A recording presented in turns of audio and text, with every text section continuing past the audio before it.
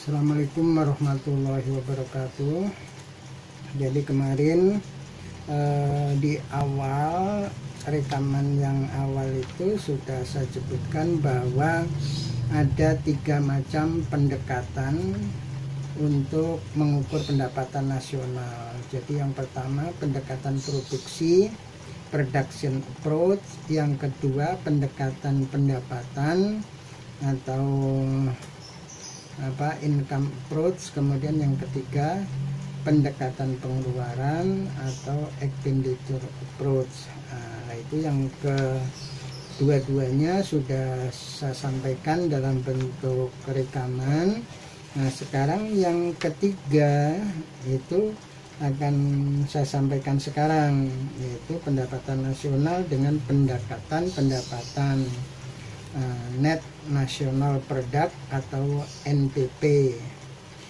Berbeda dengan GNP, maka NPP merupakan GNP dikurangi penyusutan dari stok modal yang ada selama periode tertentu.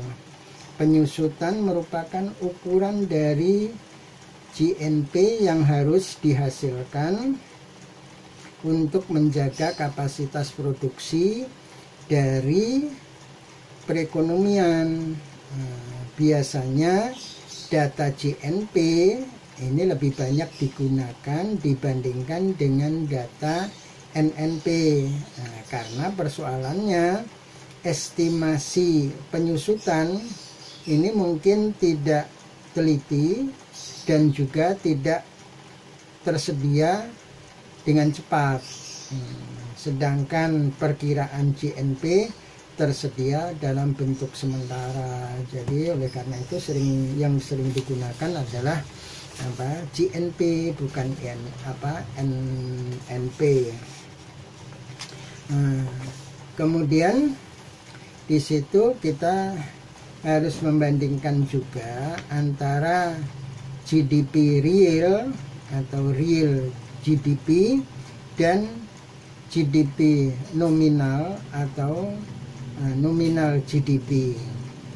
GDP nominal itu mengukur nilai output atau pendapatan nasional dalam suatu periode tertentu menurut harga pasar yang berlaku pada periode tersebut, atau dikenal dengan istilah current price. Misalnya GDP nominal tahun 2007 mengukur nilai barang yang diproduksi selama tahun 2007 dengan harga pasar yang berlaku tahun 2007.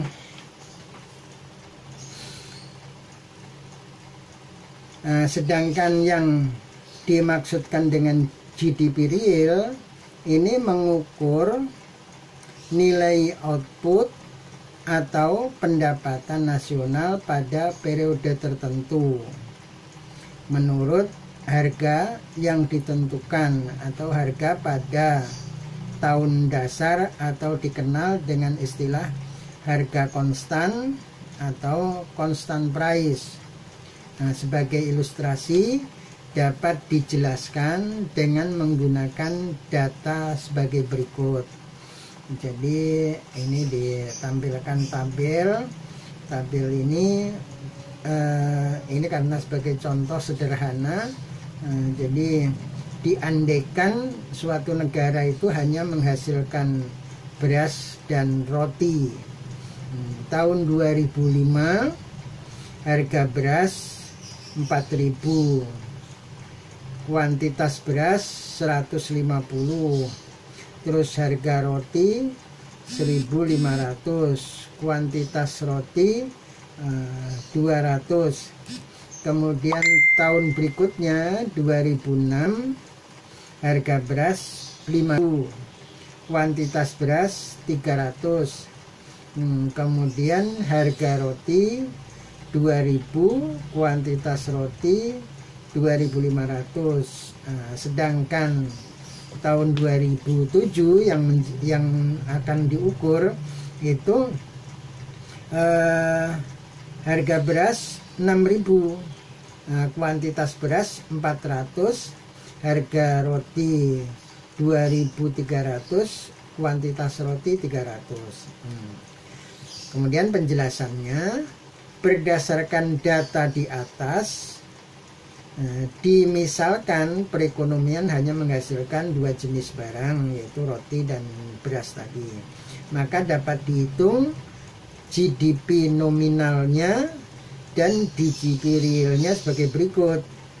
Ini GDP nominalnya dulu tahun 2005, yaitu tadi apa, harga beras 4.000 kali 150 plus 1.500 itu harga roti kali 200, dijumlahkan ada 900.000. Kemudian tahun berikutnya 2006, GDP nominalnya yaitu harga beras 5.000 kali 300 ditambah harga roti 2.000 kali 250, jumlahnya 2 juta. GDP nominal tahun 2007 sama dengan 6.000 harga beras tadi kali 400 ditambah 2.300 kali 300, yaitu rotinya, jumlahnya 3.090.000. Ini GDP nominalnya. Sedangkan untuk penghitungan GDP real diasumsikan tahun dasar 2005, maka diperoleh hasil sebagai berikut.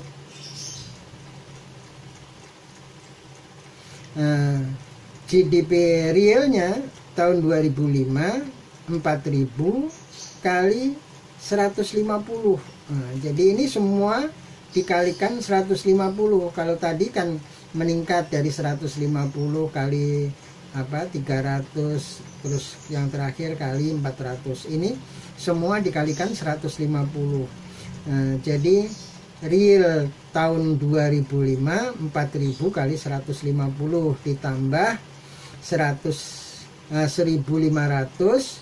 kali nilai dasarnya tadi 200, sehingga jumlahnya 900.000. Ini sama yang di tahun 2005. Tapi GDP real tahun 2006 itu 5.000. Kalau yang tadi nominal kan 5.000 kali 300. Ini 5.000 tetap kali 150. Karena yang dijadikan nilai dasar itu tahun 2005. 2005 tadi kan nilai dasarnya kuantitas beras 1.500. Jadi ini tetap jadi ukuran dasarnya. Jadi 5.000 kali 150 ditambah 3.000 kali 200. Jadi tetap nilai dasar harga roti kuantitas roti pada tahun 2005 jadi 200, maka jumlahnya 1.150.000. Nah, kalau tadi di nominal kan 2 juta kan, jadi beda. Kemudian GDP real tahun 2007 6.000 kali 150, itu kuantitas dasar tahun 2005 ditambah 2.300 kali 200. Jadi perkalian di akhirnya itu menggunakan nilai dasar tahun 2005 semua. Jadi 150, 150, 150. Kemudian untuk rotinya 200 semua. Maka GDP real tahun 2007 itu 1.360.000. Nah, jadi beda dengan di GDP nominal tahun 2007 tadi berapa? 3.090.000. Itu karena hasil penyusutan. Dari hasil penghitungan terlihat bahwa nilai GDP nominal tahun 2006 dan 2007 jauh lebih besar dibandingkan dengan nilai GDP real tahun yang sama. kenaikan GDP nominal jangan selalu dipandang sebagai kenaikan prestasi, kenaikan prestasi perekonomian dalam menghasilkan barang dan jasa, karena bisa terjadi kenaikan GDP nominal itu disebabkan kenaikan harga. Jadi bukan kenaikan produk, tapi kenaikan harga. Kalau harganya naik cukup tinggi, kan itu mengecohkan gitu. Sebenarnya produksinya turun, tapi kalau harganya melambung tinggi, maka kelihatannya kalau dilihat dari GDP-nya itu penghasilan naik, padahal sebenarnya enggak gitu. Jadi kita mengacu pada GDP real dan bukannya nominal untuk membandingkan output pada tahun yang berbeda. Jadi itu ini padahal sebenarnya kenaikan harga itu kan bukan prestasi, kan itu sebenarnya musibah kan. Nah, sehingga ini bisa menjadi kacau. Misalnya presiden suatu periode, padahal dia sebenarnya nggak berprestasi, cuma karena harga justru karena tidak berprestasi maka harga melambung, terjadi inflasi. Nah, ketika terjadi inflasi padahal produknya turun, sehingga sebenarnya periode tertentu itu bukan prestasi tetapi penurunan, sebenarnya penurunan prestasi, tapi karena terjadi inflasi maka kalau dihitung GDP-nya seolah-olah tahun itu prestasi gitu. Jadi itulah gunanya penghitungan GDP real berdasarkan pada perhitungan GDP nominal dan GDP real, maka kita dapat juga menghitung GDP deflator atau mengukur tingkat inflasi. Jadi ini GDP nominal dengan GDP real ini bisa untuk mengukur tingkat inflasi. Jadi sebenarnya kenaikan GDP nominal pada suatu periode itu apakah kenaikan prestasi atau sebenarnya kecelakaan karena inflasi. Nah, maka disitulah inflasi bisa dihitung. Jadi merupakan perbandingan antara GDP nominal dan GDP real, itulah pengukuran tingkat inflasi. Nah, saya kira itu yang dapat saya sampaikan hari ini. Jadi ketiga pengukuran pendapatan nasional yaitu menggunakan pendekatan produksi, pendekatan pendapatan, dan pendekatan pengeluaran sudah saya sampaikan semua. Jadi ini bisa dijadikan sebagai